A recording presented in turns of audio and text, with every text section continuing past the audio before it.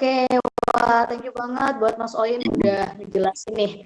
Ini saya tuh hustler ya, jadi waktu ngedengerin tuh ya Tuhan ini apaan gitu. Bingung juga, ini teman-teman yang masih newbie boleh tanya lewat ini ya Slido ya. Kita nyediain lewat Slido buat Q&A-nya. Nah tadi ada nih yang tanya di Slido bisa dicek dari, nggak ada namanya nih. Mas, kalau saya newbie tertarik belajar develop mau lanjut untuk kursus ginian bisa? Betul. Pertanyaannya lagi dibuka. Oke, alright. Lebih suka membaca sendiri. Siap. Tapi sambil dibacain Mbak ya. Okay. Yang mana ini yang tadi? Oh ini ya, yang pertama itu ya. Kalau saya newbie tertarik belajar develop mau lanjut untuk kursus ginian bisa. Tentu bisa. Jadi kalian mau belajar develop, sebenarnya ini juga develop juga sih sebenarnya. Tertarik belajar develop ini tertarik yang mana dulu? Soalnya kalau belajar develop itu kan banyak ya, ada web sendiri, backend sendiri, terus QA sendiri. Jadi harus benar-benar yang mau kalian pelajarin itu yang mana? Karena semuanya itu kurangnya materi yang beda-beda gitu, dan flow-nya juga beda gitu. Tuh. Itu aku dulu kalau nggak salah punya gambarannya. Aku start nggak ya? Ntar aku cek di GitHub dulu. Oke, bisa lanjut ke pertanyaan yang kedua? Bisa. Teman-teman kalau mau tanya langsung aja ya klik itu tadi link Slido-nya, nanti bisa tanya di situ di Q&A. Lanjut yang kedua, pertanyaannya apa ini? Ini apa nih? Kalau di CI and CD, biasanya pakai headless atau non-headless? Kalau CI/CD otomatis headless ya. Kalau non-headless berarti kan browser. Nah, di CI/CD kan nggak ngejalanin browser, tapi ngejalanin via terminal. Tapi kalau untuk automate test di kantor itu cukup CI sih, nggak sampai ke CD-nya. Itu. Lanjut lagi dari Kak Amalia. Proses coding kakak tadi menggunakan TDD atau BDD. Penjelasan singkat dong Kak tentang TDD dan BDD. TDD dan BDD. BDD kan berarti Behavior Driven Development. Nah, behavior itu yang dimaksud itu apa? Jadi kalau behavior itu berdasarkan kayak kebiasaan manusia. Jadi manusia itu pahamnya gimana. Jadi di sini aku masih live screen kan ya? Maksudnya ya. Tadi BDD itu gini tampilannya. Tadi udah aku tunjukin. Nah, ini kan kalimat-kalimat manusia ya. Skenario-nya apa? Given ketika I open feedback page, when I fill feedback form and I click on send button, then I see. Ya, ini kan kalimat yang udah dipahami sama manusia ya. Jadi dengan konsep BDD ini kalian bisa melakukan automate test ketika dijalankan. Kalian mau ngasih apa sih, dan ketika kalian ngasih apa itu ketika kalian ngapain, dan hasil dari yang kalian kerjakan itu nanti hasilnya apa. Nah itu kan sebuah kalimat ya, kalimat penjelasan singkat yang mudah dipahami oleh manusia, dan itu dilakukan di dalam automate test itu. Nah, TDD, kalau TDD itu konsepnya seperti yang aku live code tadi. Jadi konsepnya dia ngikutin flow dari aplikasinya. Jadi gambarannya bedanya gimana ya? Sebenarnya kedua-duanya sama sih, behavior human juga. Cuma dalam pengkodingan behaviornya itu lebih ke BDD. Tapi hasil outputnya itu sebenarnya sama. Ini aku coba demokan yang saya BDD test ini ya.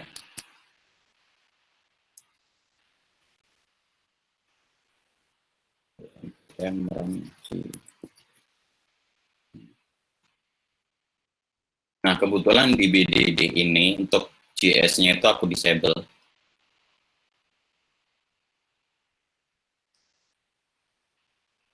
Nah, ini aku disable. Kenapa kok di disable? Karena yang mau dijalankan itu adalah build feature-nya. Ini pakai Cucumber ya. bukan yang ada di form JS-nya ini. Jadi itu harus di-disable. Nah, ketika aku jalankan nanti hasilnya juga sama sih dengan yang aku demokan di awal tadi.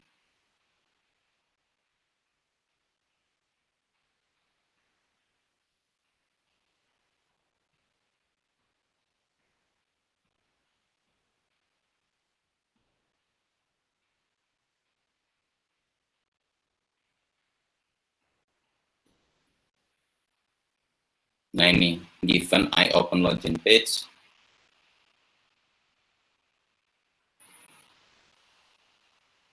nah sebenarnya sama dengan tadi, cuman kalau pakai konsep BDD, di sini nanti ada kalimatnya. Kalau ketika kalian mau ngapain, ketika kalian open login page, nanti hasilnya seperti apa. Nah ini kan ada kalimat-kalimatnya ya, beda dengan yang pakai konsep TDD tadi itu nggak ada kalimat ininya. Tapi sebenarnya outputnya hasilnya juga sama sih. Gitu. Nah kalau di DD itu TDD, kalau deskripsinya sendiri tuh mungkin bisa baca buku-buku ya kalau deskripsinya, tapi konsepnya gini. Konsepnya itu kalian bikin skenario tes ya. Siapa tadi yang tanya? Amalia. Jadi kalian bikin skenario tes step-nya. Nah, misalkan di currency. Nah, kalian bikin skenario tes step-nya. Yang mau dilakukan apa, nanti hasilnya juga apa. Nah, sebenarnya konsepnya sama. Cuman kalau dari segi codingan, dia nggak terlalu behavior kepada manusia. Behavior human-nya itu lebih ke output-nya. Seperti itu, sekilasnya. Terus.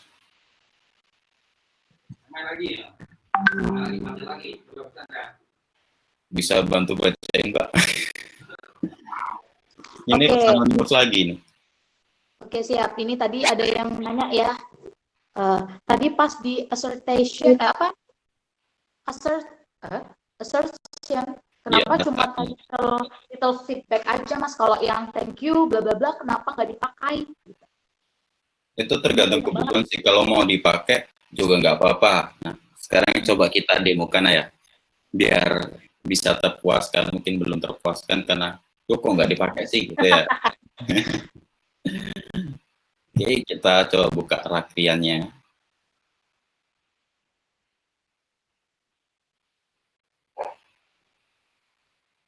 Tadi websitenya mana ya? Oh ini ya. Ini ya. Thank you for comments. Dia ada di dalamnya kelas page header. Oke.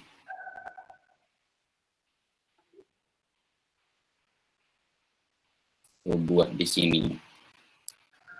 I get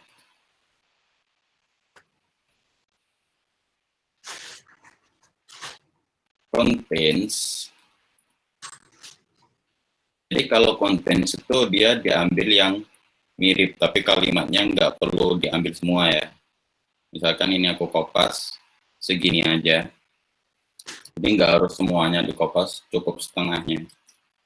Oke, sekarang coba kita jalankan.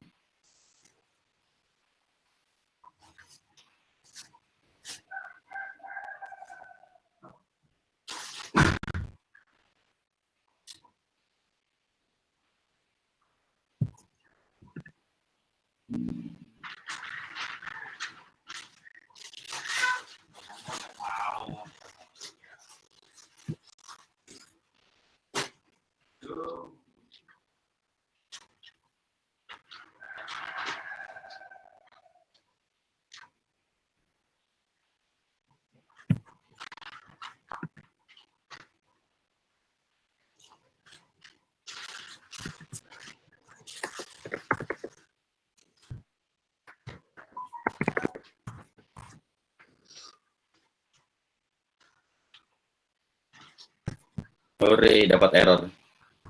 Time to writing expert. Oh. Bentar.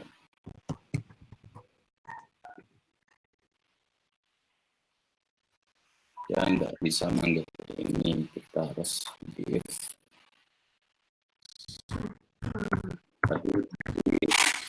apa nih, kelas. Bisa. Main kenapa sini Romi? Harus yang ini Romi. Save. Seru nih kalau dapat error gini. Jadi mikir dong. Itu errornya kayaknya dia di setelahnya, di next-nya, jadi bukan di dalam page itu, Oh iya. kelas. Jadi di dalam div yang berbeda. Berarti ini tanpa ini ya. Tapi kalau gini ntar malah kena semua. Ntar. Itu ada kelasnya kok. Merku. Kelasnya itu offset 3 span 6. Oh, salah lihat aku. Oh iya bener. Kita panggil yang ini. Sorry.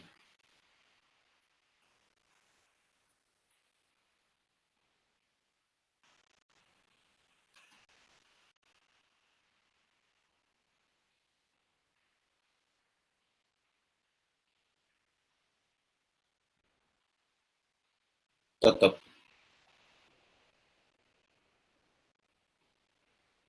Coba assertion-nya kita pisah. Gini dulu biar rapi.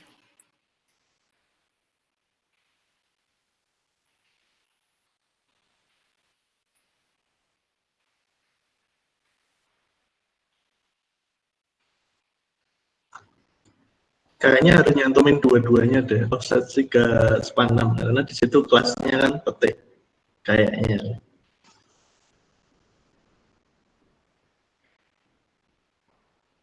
Maksudnya offset 3 span 6. Ini spasi. Iya nggak sih? benar nggak harus semua sih. Nggak harus semua. Bisa. Di Cypress cukup satu aja diambil tuh bisa. Oke.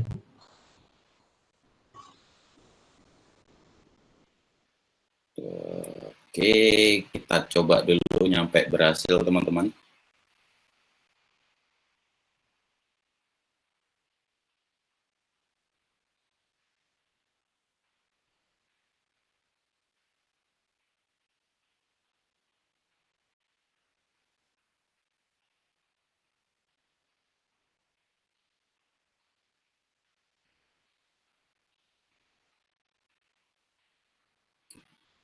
Ini karena ini di dalamnya ini, tapi nggak ditemukan.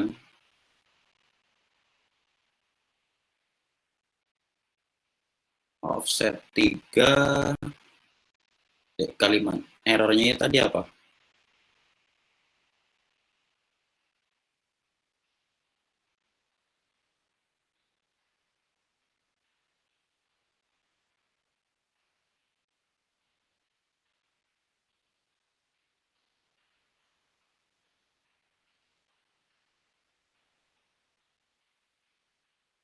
Coba kita capture ya.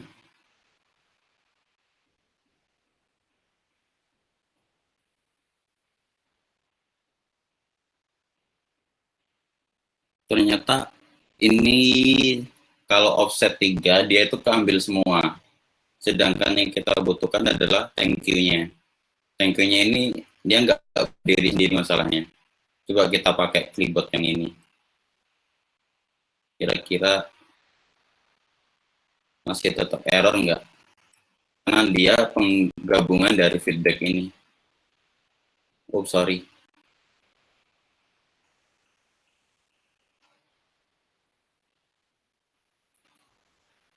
Offset 3. Oke. Kayaknya sih error. Oh, enggak ternyata. kirain error. Berhasil ya Mbak atau Mas Anonymous tadi. Tadi ketika aku coba cek, jadi kita bisa ngecek selektor dari sini. Nah, ketika kita cek ternyata thank you for your comment, ternyata dia masih gabungan dengan feedback ini, dia nggak berdiri sendiri. Jadi kita harus panggil kepalanya siapa, dan kepalanya ternyata offset 3. Jadi bisa debugging langsung di sini. Itu ya Mas atau Mbak Anonymous. Mbak Nadia, siapa lagi yang tanya? Oke, untuk pertanyaan selanjutnya ini ada saya masih newbie di dunia QA. Oke. Cypress apa hanya bisa dipakai untuk JS? Boleh sharing tools yang lain nggak yang sering digunakan untuk QA, baik untuk kode JS atau kode-kode yang lain? Baik, untuk kode-kode JS. Cypress apa hanya bisa dipakai untuk JS? Untuk sekarang ini hanya JavaScript dengan TypeScript aja untuk Cypress, karena emang bisnya pakai Node.js ya, jadi otomatis JavaScript doang. Terus apa tadi, boleh sharing? Oh ini ya, boleh sharing tools yang lain yang sering digunakan di QA baik untuk kode JS atau kode-kode yang lain. Nah, untuk kode-kode yang lain tergantung kebutuhannya dulu.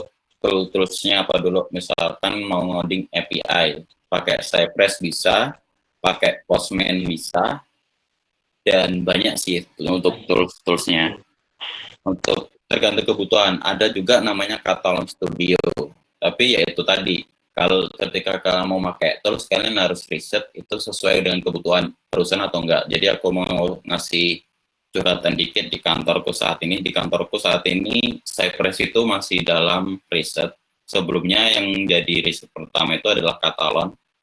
Sebelum ngeriset untuk end-to-end test di perusahaan, kita ngeriset untuk automated test untuk API-nya, karena itu yang lebih urgent. Nah, sebelumnya pakai Postman emang, cuman Postman itu banyak minus yang enggak benar-benar support sesuai kebutuhan perusahaan. Akhirnya di kantor kita pakai tools, bukan pakai sih, buat tools sendiri untuk automated test API-nya, dan itu pakai Golang, bukan pakai JavaScript, karena emang backend kita pakai Golang ya. Nah, terus akhirnya tim backend engineer kita sama pokoknya tim engineer, divisi engineer dikumpulin buat diskusi, buat ngebahas tools, dan itu udah berjalan, udah cukup lama, dan aku makainya juga itu. Akhirnya aku ya belajar Golang juga akhirnya untuk API-nya. Nah, untuk end-to-end test-nya, karena API tadi kan udah kelar ya. Nah, untuk end-to-end test-nya yang mau dipakai sebelumnya itu adalah Catalog Studio. Cuman Catalog Studio lebih banyak minusnya ternyata ketika kita mau benar-benar pakai. Akhirnya aku mengusulkan gimana kalau pakai Cypress. Akhirnya ketika aku demoin ke teman-teman engineer, mereka setuju dan minta di riset lebih lanjut lagi, kira-kira sesuai nggak nih sama kebutuhan perusahaan. Karena kalau pakai Selenium itu terlalu terlalu menghambat juga, apalagi setupnya juga ribet. Akhirnya aku ngusulin Cypress dan mereka setuju, ya udah, tapi belum benar-benar dipakai ya, cuman masih riset dulu. Kalau risetnya udah kelar baru itu nanti bakalan benar-benar dipakai, seperti itu. Udah terjawab belum ya yang tanya ini, Mas atau Mbak ini? Kalau belum terjawab silakan dipertanyakan lagi ya. Oke. Langsung lanjut lagi ya, Mas? Lanjut. Oke, pertanyaan selanjutnya, Cypress report apakah bisa di-generate menjadi HTML atau Excel atau PDF, Kak? Kalau report, reportnya itu di-generate kayaknya belum tahu sih, kayaknya nggak bisa. Cypress itu sendiri reportingnya itu dalam bentuk dashboard. Jadi kalau di sini nggak ada tampilannya ya. Di sini ada dashboardnya enggak ya? Nah, ini tampilannya. Jadi ini dalam bentuk dashboard. Kalau diekspor belum tahu. Oh, ini ada dokumentasi, tapi nggak tahu sih. Tapi aku belum pernah nyoba kalau dokumentasi, kayaknya nggak bisa. Standar outputnya screenshot video. Kalau screenshot sama video itu bisa, tapi kalau kayak HTML dan lain-lain itu kayaknya nggak bisa, apalagi PDF ya. Tapi kebutuhannya apa dulu? Kalau QA biasanya kan butuh laporan tuh, tapi dilihat dulu kalau automate test, kalau mau dibuat laporan kayak gitu ya nggak mungkin, karena untuk laporannya ya langsung dari toolsnya itu sendiri. Kalau CI ya laporannya dari CI. Kalau mau dokumentasi tertulis, ya itu berarti dari skenario tes kalian sama user story-nya, bukan dari automate test-nya. Karena terlalu terlalu ribet. Di automate test kan udah memberikan laporan ya, udah memberikan report, kenapa harus di export ke PDF. Tapi kalau mau nyoba ya nggak tahu sih. Gitu.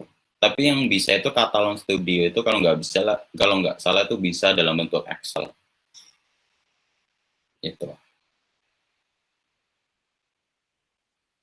Lanjut. Oke, lanjut ke pertanyaan selanjutnya.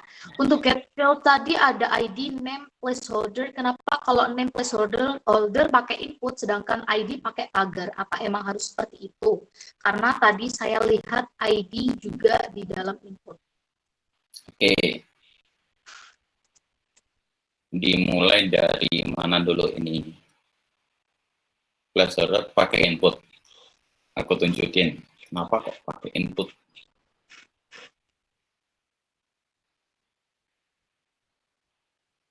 Misalkan name, aku lihatnya kenapa ke input. Nah, karena di sini dia pakai input. Kalau text area, misalkan ini ya, ini kan pakai text area. Terus, nah ini text area. Yang dipanggil adalah ininya. Nah, untuk ID dari input itu kan banyak, ini ada 3 input.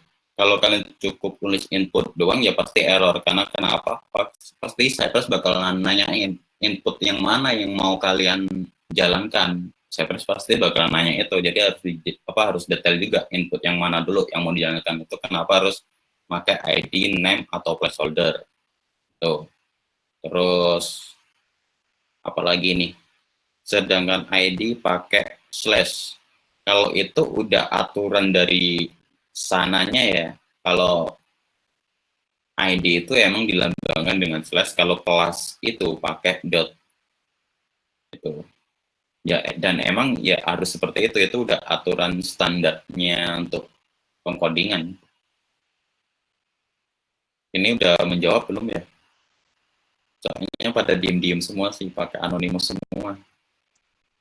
Iya, teman-teman bisa dong dinyalain audionya kalau tadi yang berasa menanya pertanyaan tersebut ya. Tuh.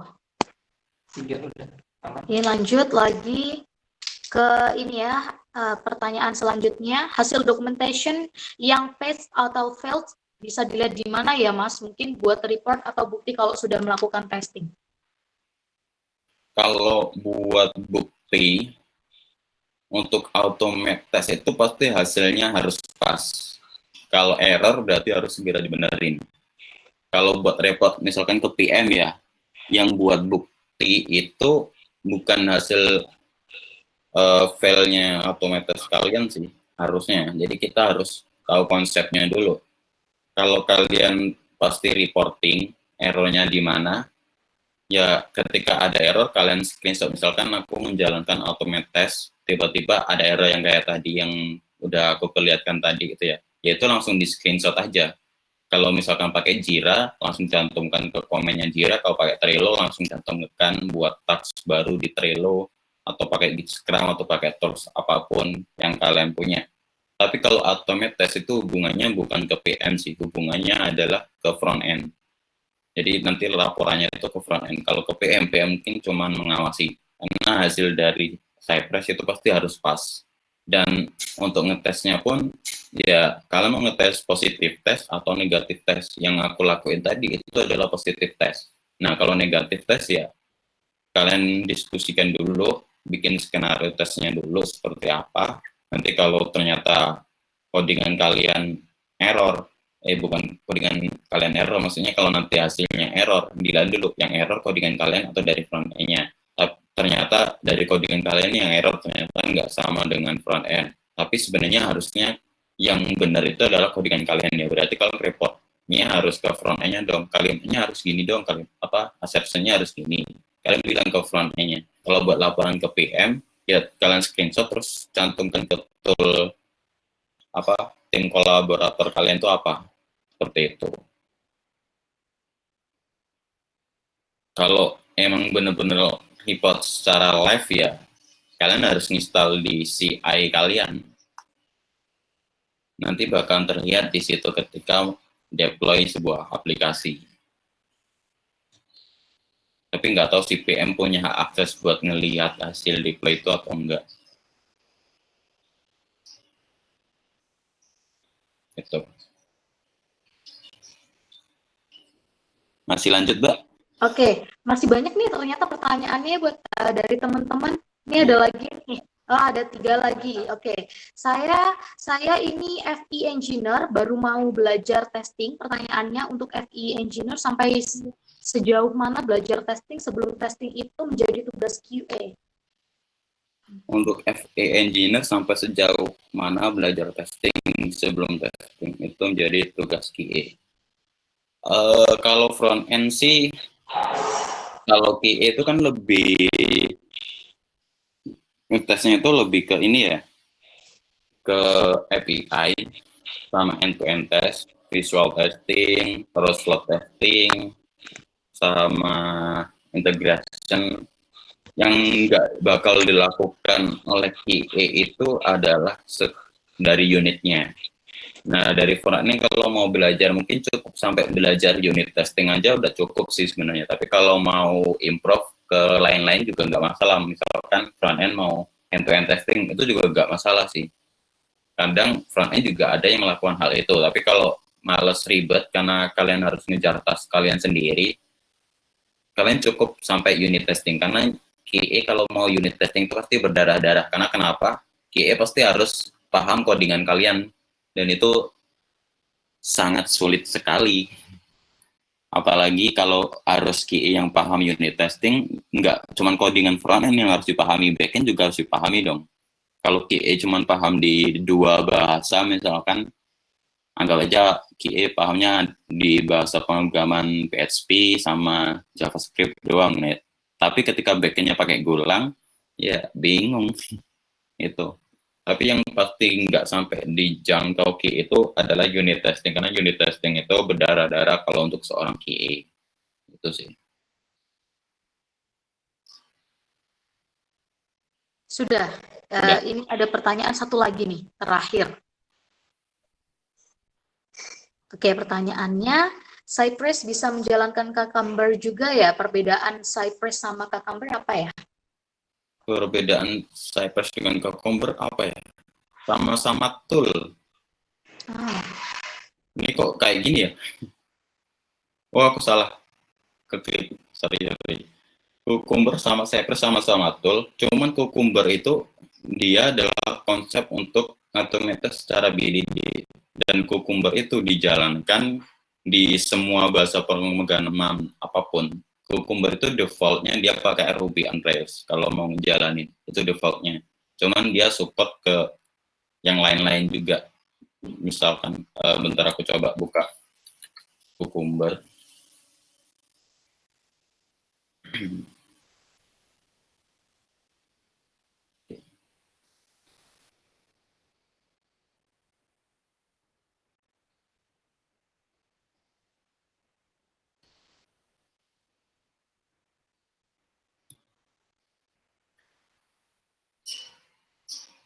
Nah, untuk menjaring Cucumber, kalian mau pakai apa? Ini kan banyak bahasa pemrogramannya. Jadi perbedaannya kedua-duanya ya apa ya? Perbedaannya adalah kalau Cucumber untuk ngejalanin BDD-nya, maksudnya untuk menuliskan konsep BDD-nya, sedangkan Cypress untuk itu sebuah tempat untuk menuliskan codingan. Ini kan Cucumber JS. Untuk menuliskan Cucumber JS-nya menggunakan Cucumber. Apa ya? Susah. Kalimatnya susah, tapi keduanya sama-sama tool. Tapi saling berkesinambungan. Jadi Cucumber itu nggak harus dengan Cypress, dengan apapun bisa. Ini kalian bisa lihat, ini ada official dokumentasinya, ada semi officialnya. Tergantung kalian bisanya ngoding pakai apa gitu. Itu sih. Lanjut Mbak. Oke, bentar. Apakah workshop ini ada rekamannya? Ada apa enggak Iya. Mbak? Tadi kita udah coba record, tapi recordnya kayaknya terlambat jam berapa ya tadi? Jam 10-an. Di yang pertama tadi nggak kedengeran. Maksudnya nggak ke-record. Jadi nanti kalau teman-teman di grup, jangan live dulu. Kita bakalan menghubungin semua hipster, hustler, sama hackernya di situ. Nanti bisa kolaborasinya gampang gitu. Oh iya, Mas, aku mau nambahin nih dari tadi yang pertama pertanyaannya, kan ada yang mau tanya ada kursus nggak kalau kayak beginian? Nah, Rakrian kan juga ada tuh nyediain kursusnya. Untuk Rakrian ada kursusnya, itu di materi paling akhir itu aku nyantumin di kelas PHP ya. Sebelumnya di kelas Python juga nyantumin, cuman kemarin diskusi sama mentor Python, mereka katanya mau nyediain sendiri untuk automatesnya. Jadi belum tahu mereka bakalan mau pakai Cypress atau yang lain. Aku kurang tahu. Kalau PHP itu udah sepakat pakai Cypress. Dan mereka minta aku yang mentoring. Cuman kalau aku yang mentoring ya itu online. Karena aku sendiri tinggalnya di Jakarta, bukan di Malang. Oke. Nah, kan juga maksudnya... tapi ini Mbak, mungkin kalau mau belajar, aku orangnya terbuka banget, suka sama orang yang mau belajar. Jadi kalian bisa hubungi di sosial media aku, bisa lewat LinkedIn gitu ya. Kalau Instagram sama Facebook, kalau Instagram aku abaikan mungkin. Cuman aku jawab seadanya. Kalau Facebook, silakan. Biasanya aku ngejawab orang, kebanyakan orang berdiskusinya itu ngubungin aku lewat Facebook sama LinkedIn, itu sih. Oke, jadi lebih gampang lewat situ aja ya? Iya, kalau butuh nomor WhatsApp, ya nanti bisa aku kasih. Kalau sekarang, nggak, dulu itu privat soal. Oke, siap. Oke, minta tolong buat teman-teman masuk ke slide di Slido itu, nanti di situ ada polling yang bisa diisi buat teman-teman. So, tim dari Rakrian juga mengharapkan partisipasinya dari teman-teman untuk ngisi nih ratingnya atau rating poolingnya ya. Bisa minta tolong diisi. Banyak bayarnya katalon. Ya, mending pakai Cypress. Sebenarnya aku mau ngasih tahu sih kenapa kok kantor kita nggak pakai katalon. Jadi alasannya itu sederhana. Kita tuh ngodingnya itu adalah tim, perlu kolaborasi, dan produk kita itu aplikasinya itu apa ya, terlalu kompleks gitu. Kalau pakai katalon itu dia cuma bisa ngambil 3 tipe selektor, CSS, Expat, sama apa gitu. Nah itu kalau misalkan kerja tim, terus aplikasinya kompleks, itu nanti bakalan ribet. Apalagi harus pakai GUI kan. Itu nanti kedepannya tuh gimana ya? Soalnya objeknya itu dia terpisah sendiri. Itu. Nanti kalian bakalan nemuin apa ya, sesuatu yang menyebalkan di katalon. Kalau dijelaskan agak susah kalau nggak dipraktikkan langsung. Gitu.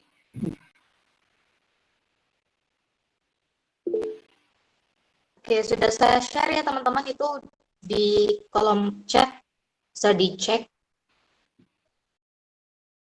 Link Slido-nya Kak Nadia.